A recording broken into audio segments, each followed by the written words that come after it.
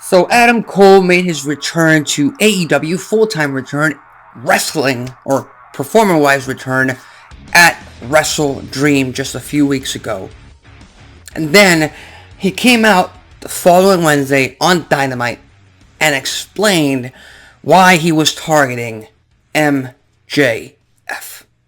Now, for context, these two brochachos used to be Ring of Honor Tag Team Champions. They used to be best friends late last year. They had the hottest feud, the hottest rivalry in AEW at the time. And circumstances, very unfortunate circumstances, led to this feud being put on hold. Namely, Adam Cole got himself injured during a run-of-the-mill run-in that he had to do for a segment. I believe it was MJF defeating Samoa Joe, and then Joe continuing his attack on MJF on a random episode of Dynamite. Adam Cole ran out to make the save for his friend, and he hurt his ankle, I believe, which put him out of action. And on top of that, they had one of the best main events of all time for AEW at All In that year in Wembley for the AEW World Championship.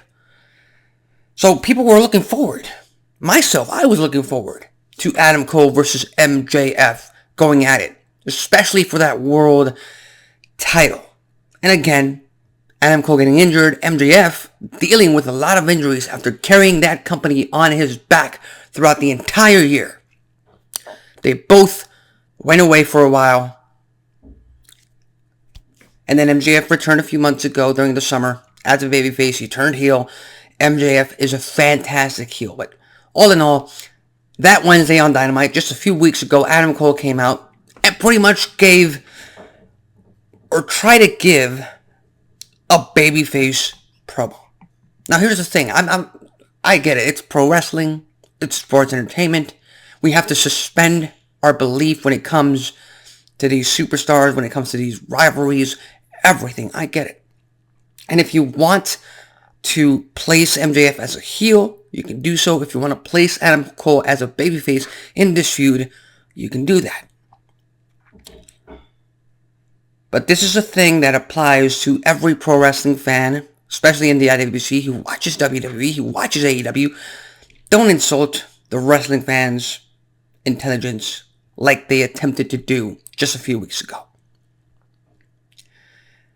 Because we all know that Adam Cole baited MJF in.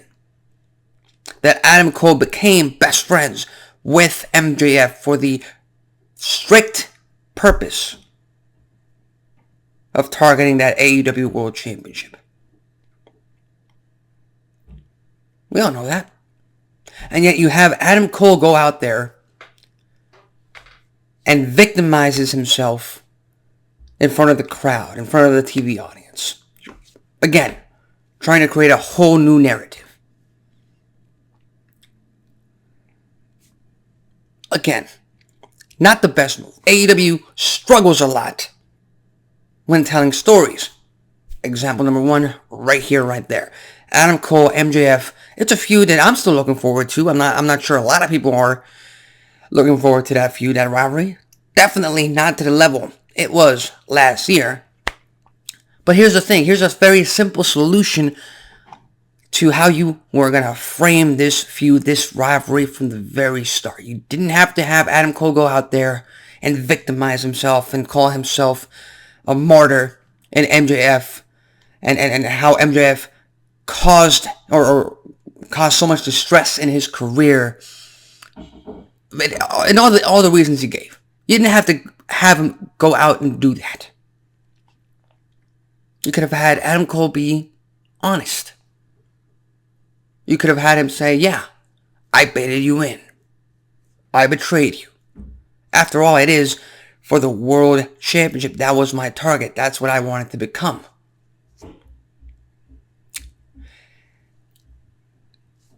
And karma got me.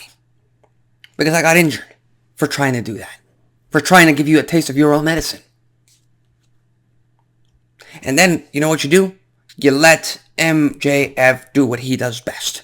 Be the despicable heel that he is. You don't have to frame Maxwell Jacob Friedman as a heel from the get-go. He can do it himself. He can go out there and just berate his opponent, his rival, anybody he's dealing with. You can just do that.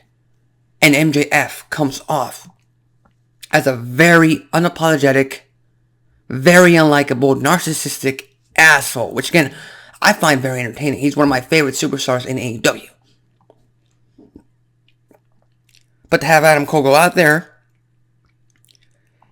and victimize himself, again, not the best move from AEW. And a lot of fans on Twitter, on the IWC, have been calling that fact out. Because again, it doesn't matter if it's AEW, and it doesn't matter if it's WWE or any other pro wrestling company. Fans notice this type of shit. And they don't accept it these days. Now you may call me a shill for WWE for always criticizing AEW storylines, but they do it to themselves. Look at this entire storyline, how they framed it, how that promo worked. Again, doesn't really matter how the crowd reacts. If you frame the promo a certain way, they're going to react regardless. It's just being a part of the event. But watching it from home, you know damn well that Adam Cole betrayed MJF. You know damn well that Adam Cole brought, for the first time in his entire career, brought a real babyface MJF to the forefront. And then he took it all away from him. And now we also have to believe that the Undisputed Kingdom is no more. We also have to believe that the Undisputed Kingdom isn't involved in this entire storyline, and they haven't interacted with Adam Cole in the past few weeks in the backstage segments. We have to just believe that they're not going to get involved in this feud, in this rivalry. Roderick Strong, Matt Taven, Mike Bennett, or returning Wardlow. Come on.